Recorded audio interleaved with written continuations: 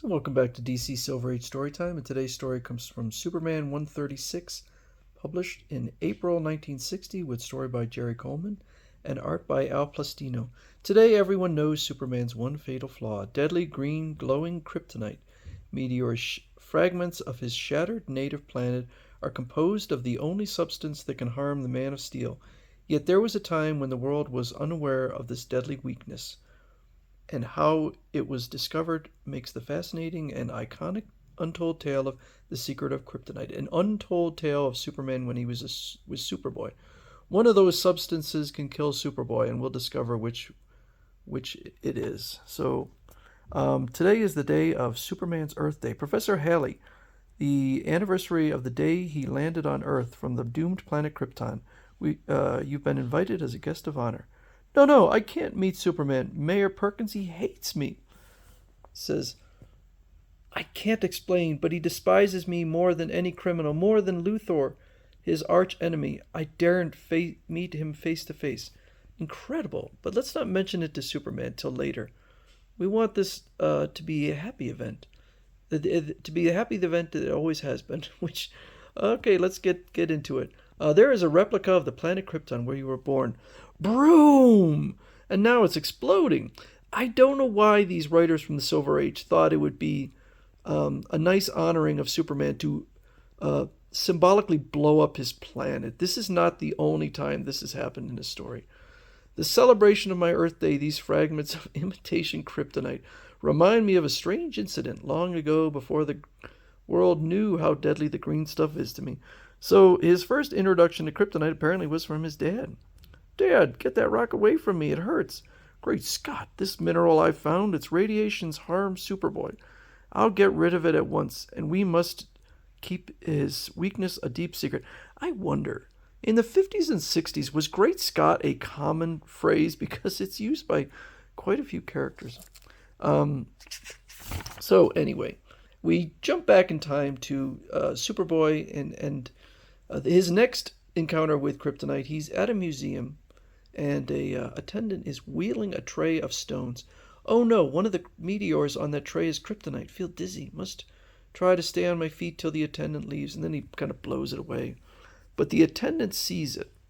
Superboy doesn't know, but I saw him slump to the floor as soon as I wheeled that tray in, and then revive as soon as the tray was out of the room. He must be allergic to one of those meteors.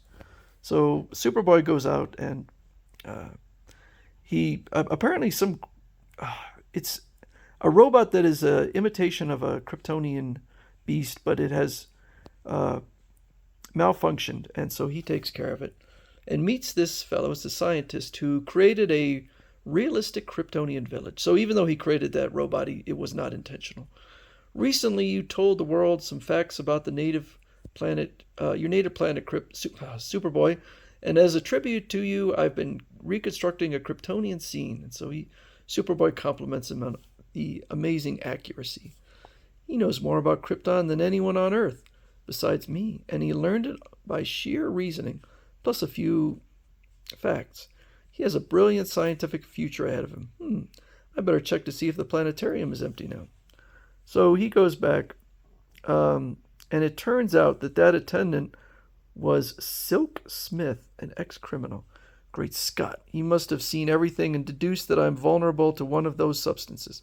So he's there, and they create a list of all of the different minerals that were on there, and they rule out the first three because they're too common.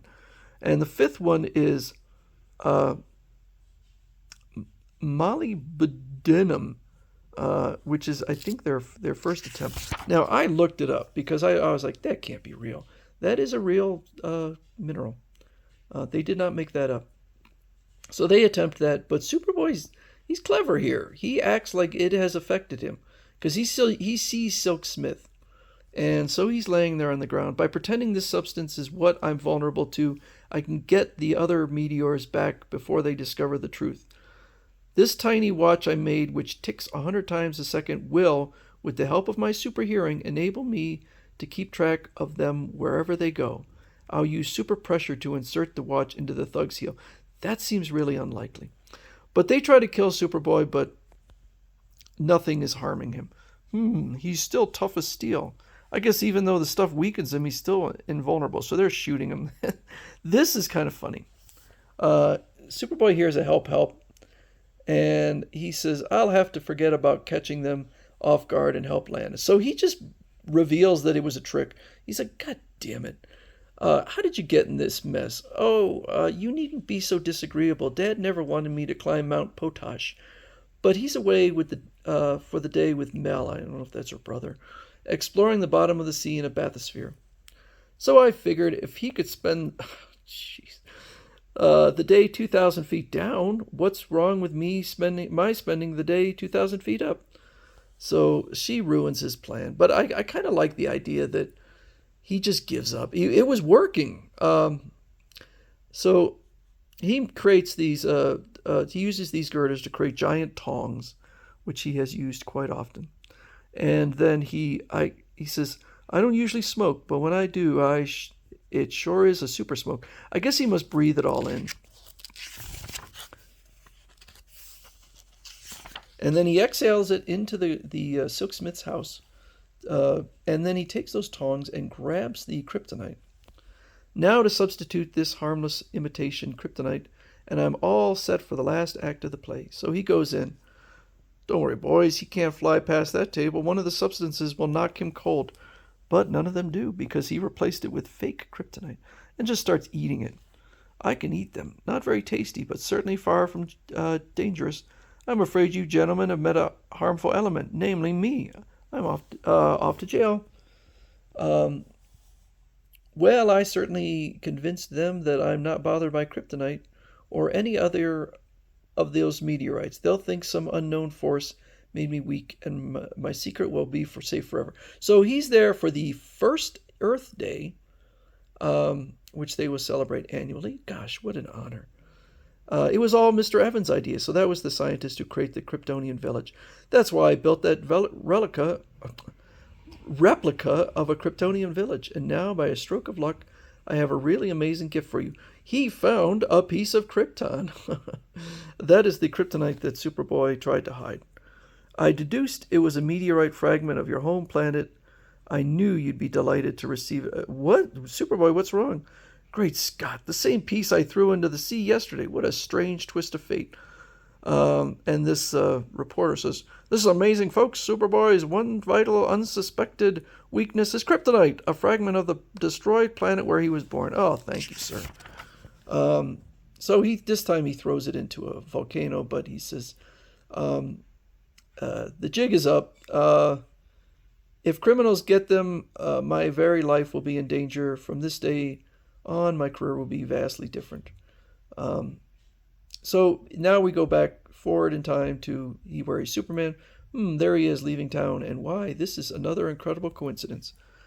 So that is Professor Evans, except he's changed his name. Superman's X-ray vision. He's seen me. He's going to use it some way to get revenge. I don't blame him. He can see the X-ray vision. What? Superman's burnt my name into the roll of honor with his X-ray vision. He forgives me. I must see him. I felt so guilty that I was the one to reveal your fatal weakness, that I left town, changed my name, and grew this beard, so Mel Evans would be forgotten forever. But it wasn't your fault. You were trying to honor me. But alas, fate had other plans. I am proud to be guest of honor at Superman's Earthday. Though he wasn't born on this world, he has become Earth's greatest and most generous citizen. I thought this was a good story. I liked it. Very Silver Age, very fun.